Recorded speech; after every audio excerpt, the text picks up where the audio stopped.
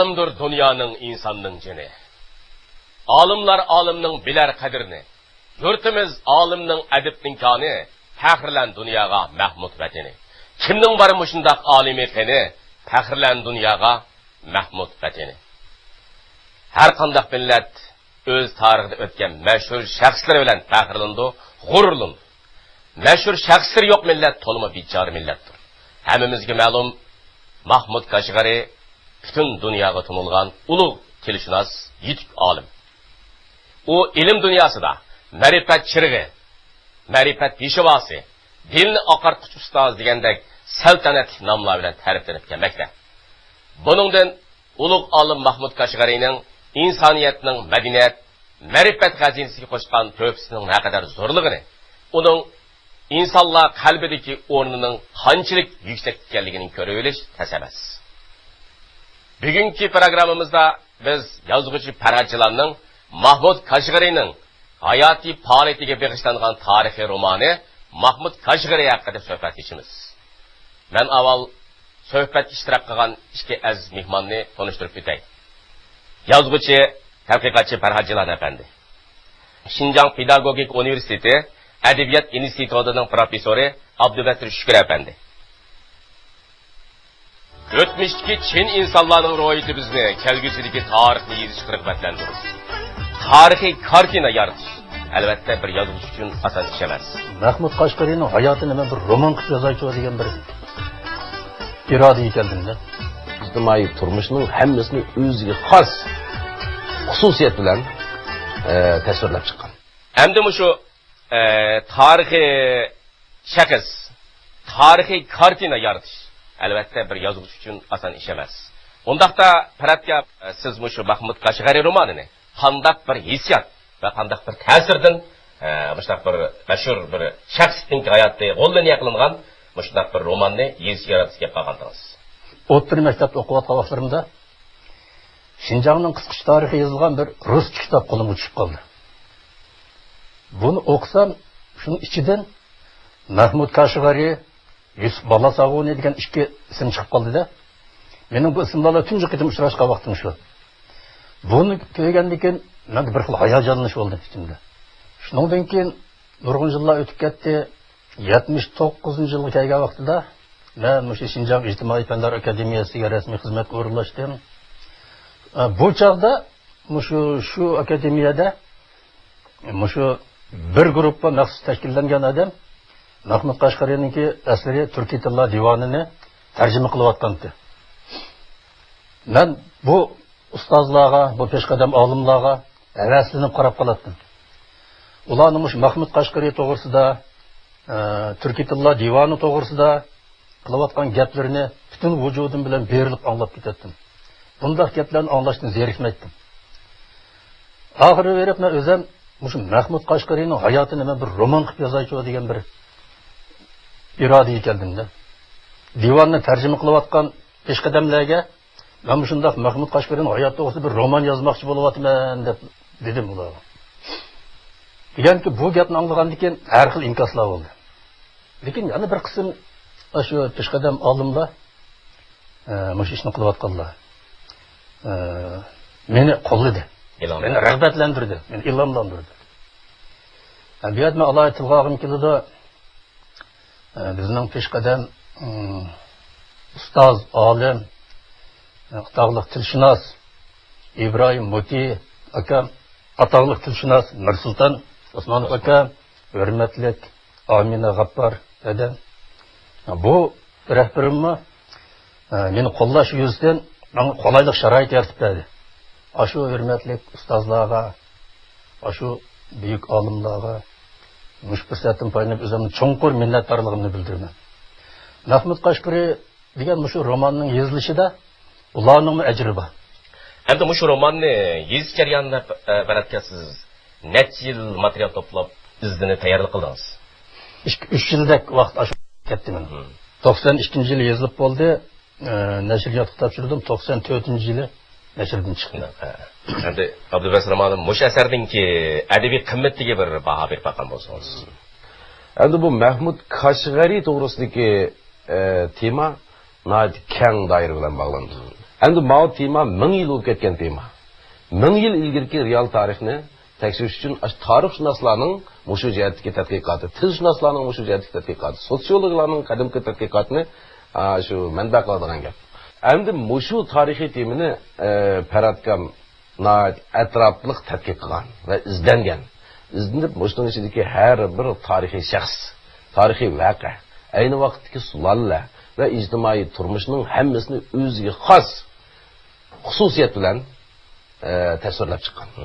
Har bir personajga o'zi xos ma'naviy dunyo, xoslik, xarakterchilik berilgan. Yana bir nuqta mening o'ylaydiganim, bu badiiy tilni Paratkam bu romanda yaxshi kabalab kelgan.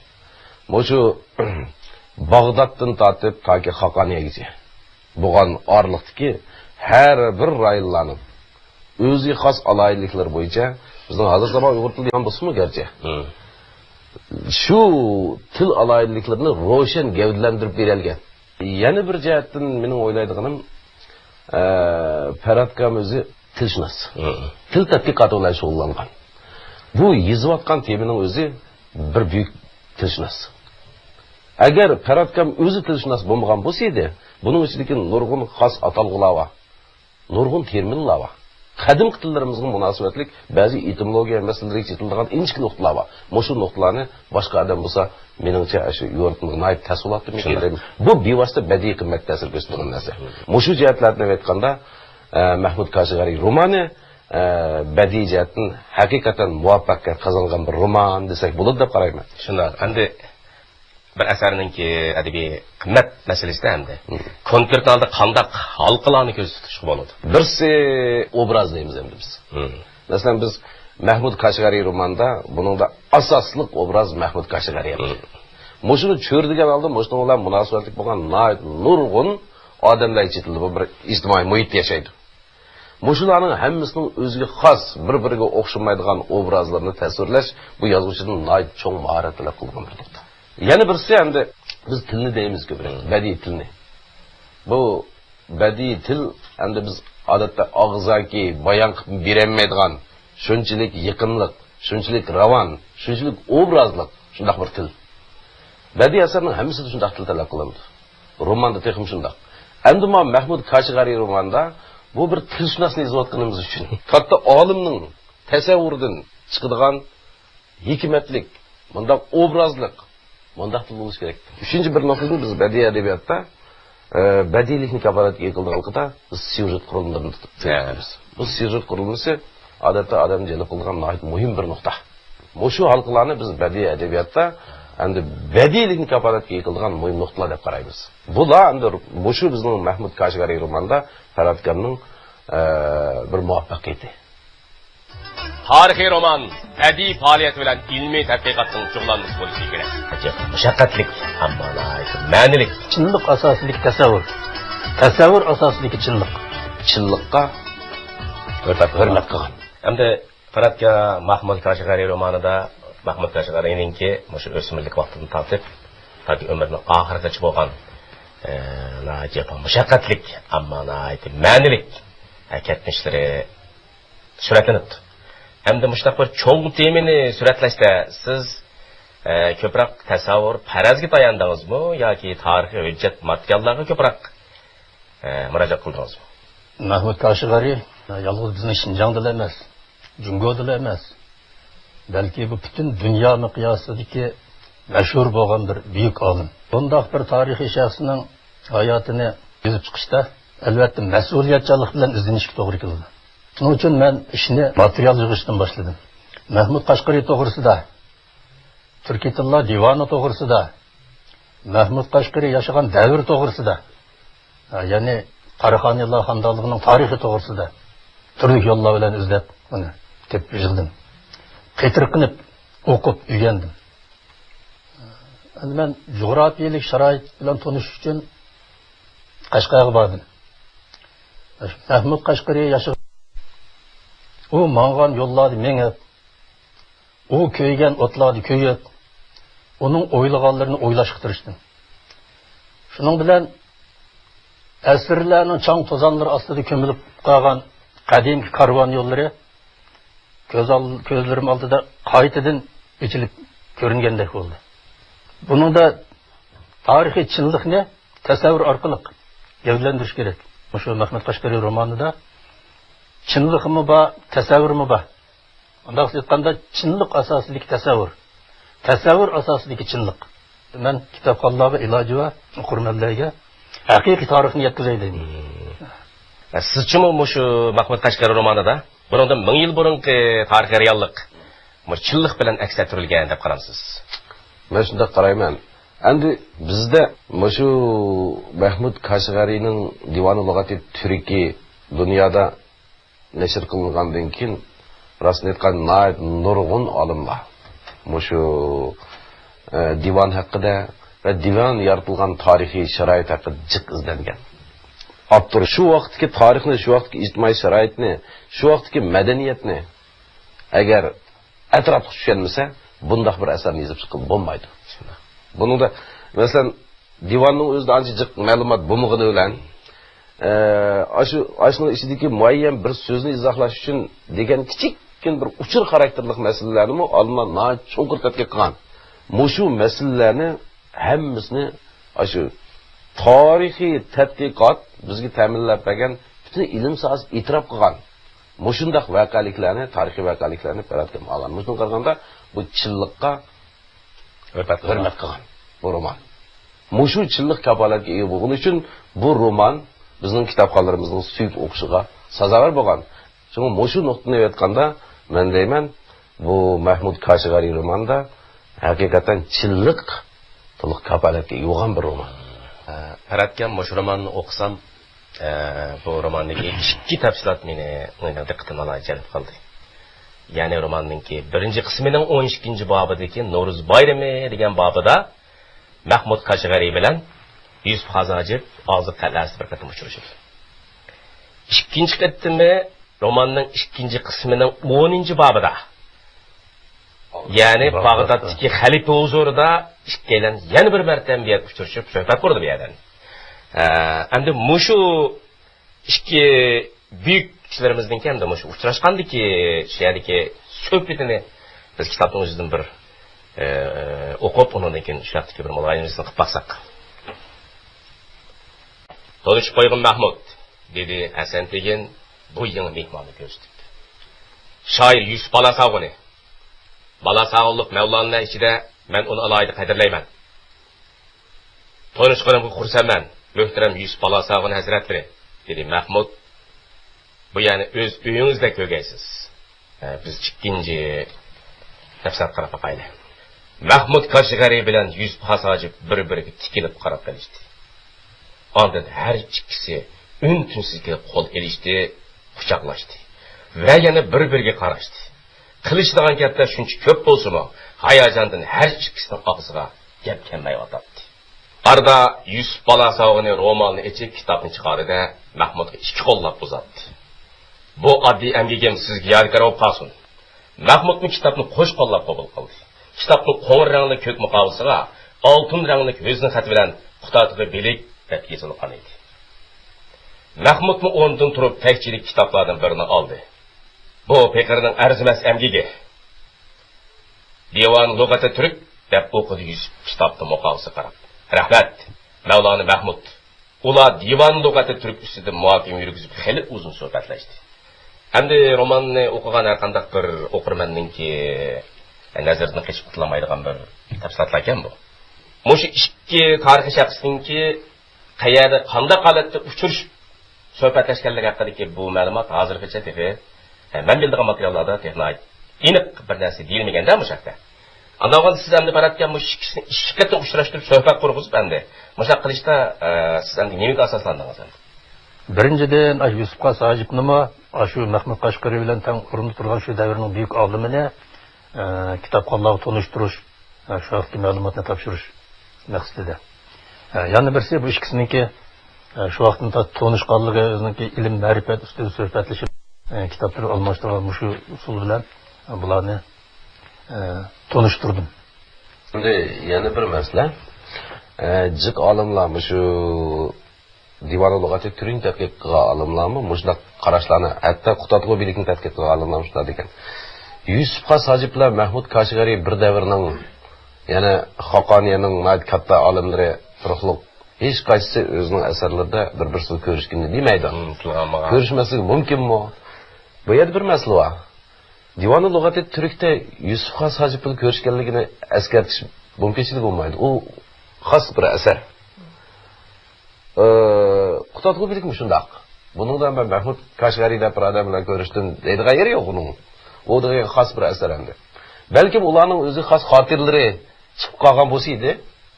Hozir bizga faqat kelganmish shu. O texim yaxshi olar edi. Ham shundaq sharoitda agar mushuni ashnaq bog'lamagan bo'lsa, meningcha yana shundaq bir savol, mushu tarixiy roman uchunmi qo'yilib qoladi. Bir yer chalib qolgandek, shunday bir konflikt shakllanadi. Yaxshi yozilgan asar o'qirmanlarni o'ylashga majbur qiladi va shu orqali ularning yo'shurun aqliy kuchini qo'llaydi. An'anaviy romanchilikdagi aslini kirishtirish, tazkir kirishtirish bilan 11-asrdagi voqealarni imkon qadar to'liq kirgizishga tirishdim. Uyg'unish davridagi buyuk bir simamdi. Qaratgan shu Mahmud Kashgari romanida personajlar obrazini yaratishda an'anaviy romanchilikdagi aslini kirishtirish, tazkir kirishtirish bilan konkret jarayonni suratlashga ortiqcha kuchab ketishdan hali zo'r dars saqlanib, oddiy tasvir, ixcham bayon orqali o'qirmanlarga hali zo'r darajada tasavvur boshqa qoldiribsiz ham. Bu xil usul orqali tarix roman ijod etdiki, chillik bilan badiiylikning munosabatini muvaffaqiyatli bartaraf qildi deb o'ylamsiz. İmkon qadar böyle tarixiy voqealarni, mush Mahmud Kashgariga divonga munosabat qilish 11-asrdagi voqealarni imkon qadar to'liq kirgizishga tirishdim. Shuning uchun bu asarda chinlik gavdalandi deb hisoblayman. Endi badiiylik masalasiga kelsak, badiiylik asarning badiiyligi har xil uslubda, har xil shaklda bo'lishi mumkin. Bunday aytganda, o'xshamaydigan badiiylik uslublari bo'ladi.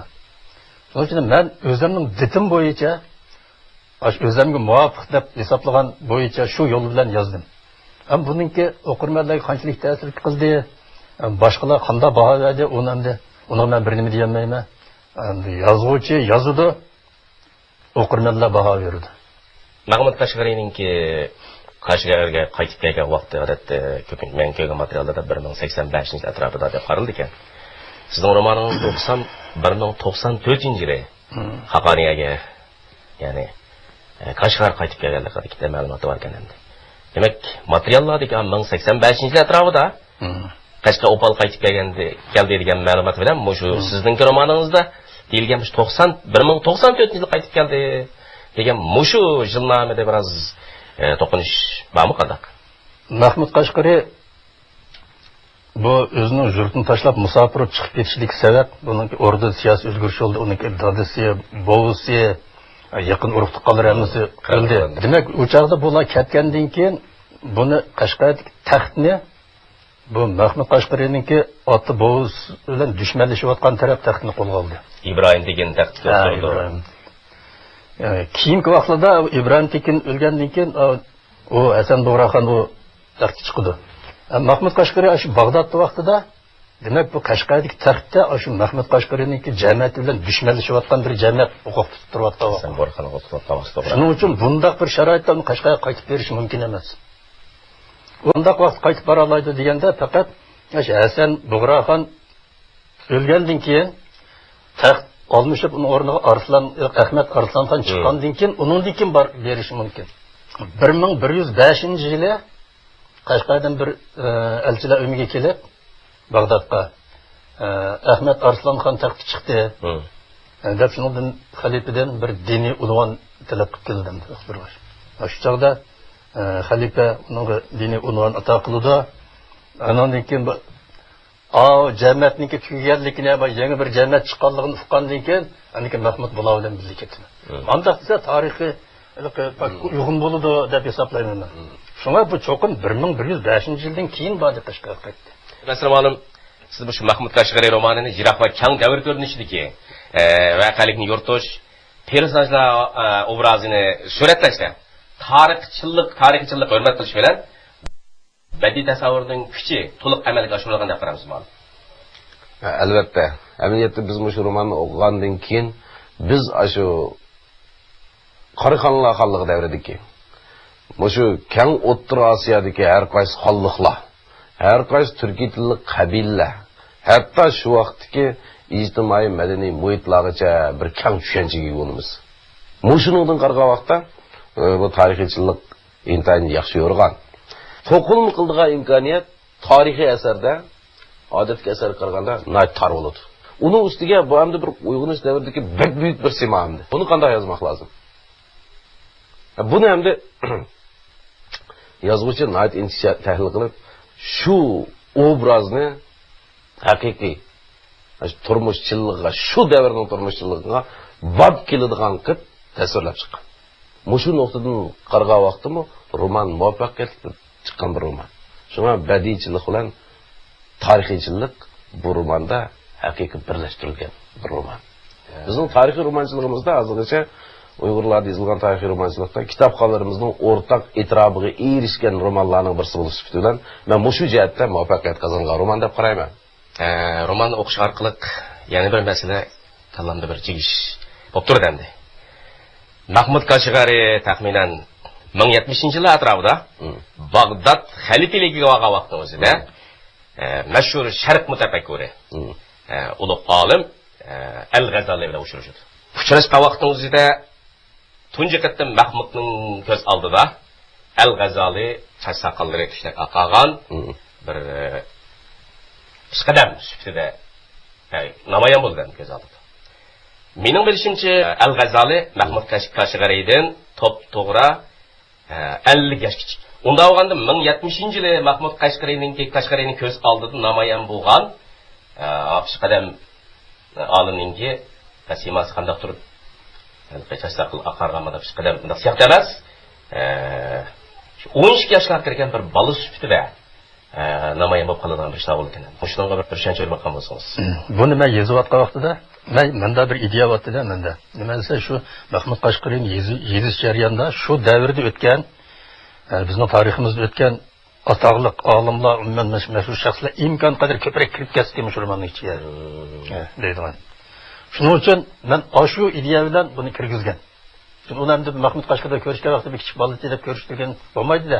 Mening uchun bunday yiroq qadimiy tarixni aks ettirgan bir tarixiy romanda endi sal kengroq doir tarixiy shaxslarni kirgizsa meningcha bo'ldi. Bizga yetib kelmagan nurg'un tarix usullari bo'lishi mumkin. Yanimda nurg'un olimlar uchrashgan bo'lishi mumkin Mahmud Kashg'ariylar. Lekin endi ulardan bizga qolgan mirosda bunday usullar bo'lmaganligi uchun biz buni deyamayapmiz. Lekin badiiy asar uchun, tarixiy asar bo'lishdan birga badiiy asar bo'lganligi uchun meningcha bu imkoniyatni bas tamoman bo'ladi. Tarixni hech kim o'z orzusi bo'yicha o'zgartirmaydi. Ammo tarixni savob va ibrat elish danishmanlarning hissidir. Tadqiqot tekshirishda bo'lganligini Mahmud Kashg'ariy o'zi davatgan gapda badiiy yo'l bilan bizga eng yuksak darajada o'tib berdi. Bir qism tadqiqotchilar nazarida Mahmud Kashg'ariyningki Bag'dodga borganligi, apsining ismidan bu barabiya ekanligi, o'ylanganligi masalasi, mushna taraflarni, hattoki ba'zida mushu kang qipchoq dalasida, mushu Volga daryo bo'yigacha araliqda mushu tadqiqot tekshirishda bo'lganligini e'tirof qilmaydigan mana ahvollar bor ekan. Bu yag'am bu unda qilmagan, unda qilishi mumkin emas. Mahmud Kashg'ariy mushu o'zininki xalqninki mushu tavasidan chiqmagan Bag'dodga berib qandaq yerda kitobini Abbasiyda qalbsining 27-si Bulg'asim Abdullah bin Muhammad al-Muqtadi bi amrillah taqdim qilganingga butunlay bu o'ydirma bundaq ishlar farq bo'lmagan deydigan qarashlarni tushuntirdi ekan endi. Mushuninga nisbatan sizning qarishingiz qanday? Bu Mahmud Kashg'ariyning shu Turkiy xalqlar, qabilalar yashaydigan hamma yurtlarni qipchoqqa etil Volga daryo bo'ylariga berib, qipchoq dalallarini kezib kelganligi, kim Bag'dod qo'yib, uni xalifaga o'zining asrini armag'on qilganligi. Buning hammasi divanning o'zida bor bu gaplar. Mahmud Kashg'ariy o'zi deydi uni. Aniki divanning yana oxirgi bir yerda bu shu Hijriy 10-yilda deydi, hamda shu vaqtida men buni yozib bitirdim. Yozib 4 qatim tahrirlab, o'zim ko'chirib qaytadan 1075-yilda kelgan vaqtda xalifa Mesudgacha bi amrillah Muqtadi hazratlariga buni armag'on qildim deb o'zi Mahmud Kashg'ariy o'zi da'vatgan gap bo'lsa. Basirmalim mush romanningki badiiy pallis qayerda? Birisi roman Qori xonlar xonligi davridagi mushu bizning madaniyat, real turmush, tarix, etnografiya, mushunga oid nurg'un uchurlarni badiiy yo'l bilan bizga eng yuksak darajada o'tib berdi. Biz mushuni boshqa romanlardan uchirolmaymiz, boshqa manbalardan ko'rolmaymiz. Buni xuddi badiiy adabiyotning bizni ko'rsatib berayotgan shu obraz tuyg'usi bilan yetkazib berdi-da. Buning eng chong bir badiiy ustugi. Ikkinchi bir badiiy pallasi, endi mushundaq bir tilshunos olimning tarixda o'tgan mushundaq bir cho'ng olimningki badiiy obrazni bizga eng mukammal yo'rtib bergan birdan-bir asar. Shuning uchun bu uning yana bir cho'ng badiiy pallasi. Endi uchinchi mening deydiganim, bu roman til jihatdan intayin yaxshi. Mening qarashimcha, til intayin ravon. Ommabop tushunishlik, obrazlik. Anadın iğir cümle yok. Til jihatimi bu roman bizga ulgu bo'lgan romanlarning birisi. Shuning bu jihatlardan men bu romanni bir badiiliga alaydi. Yaxshi kabalarga yuqori romanmiki deyman-da.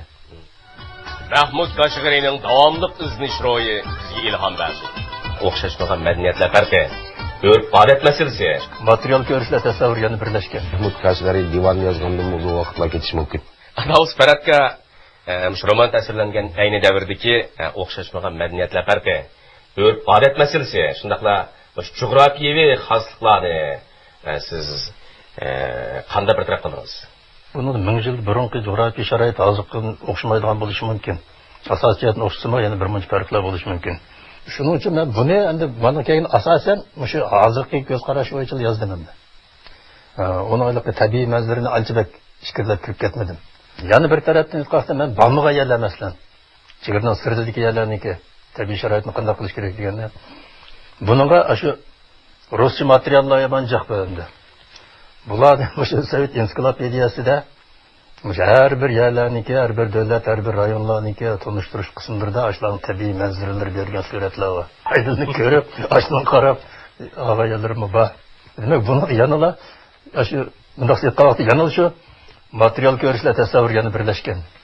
Demak, Basir madam siz cho'g'andimi buni bir tarixiy romanchiligimizdagi bir muvaffaqiyatga chiqqan bir yirik asar deyishga bo'ladi ekanda. Albatta. Mahmud Qashqariy romanida aks ettirilgan shu hudud, ana shu jug'rafiylik muhitqa. Moshuni agar Faradkan birdan ko'rib yozaman desa, Mahmud Qashqariy divan yozgandan uzun vaqtlar ketishi mumkin. Bu imkoniyatning bo'lishimi tas. Endi hozirgi uchur sharoitida yana birisi nurg'un uchurlarni bo'shab turib topib bo'ladi. Ammo shu usul foydalanganim to'g'ri endi. Endi albatta ba'zi bir so'zlarda biz endi bugungi tilimiz bilan yozamiz mana. Asli bu Mahmud Qashqariylar Xoqoniya tili bilan so'zlagan biz qoldirib ketadi, lekin unda qilsangiz bizning kitob qoldirimiz qanday qildik? Mushlar gap kelib chiqdi bu yerda. Ammo shunday yozmaylar amal yo'q. Shunga ba'zi odamlar deyish mumkin, Mahmud Qashqariy shunday gap qilganmidi deyish mumkin. Albatta bu bugungi odamlarimiz uchun yozib turayotgan Mahmud Qashqariy bo'lgani uchun bugungi tilimiz bilan bo'ladi bu hamda. Bu hamda shu bugungi tarixiy romanchiligimizning ehtiyoji. Shunga bu mukammal roman deymiz. Qadrli ko'rman do'stlar, yaxshi kitob dil chiriqi, hayot mashali. U bizni uzluksiz tirishishga, izlanishga, yuksaklikka undaydi. Bugungi programmamiz mishad oxirlashdi. Kelarki programmamizda yangidan yangi suhbatlar huzuringizda bo'ladi. Xayr xo'sh, salomat bo'linglar.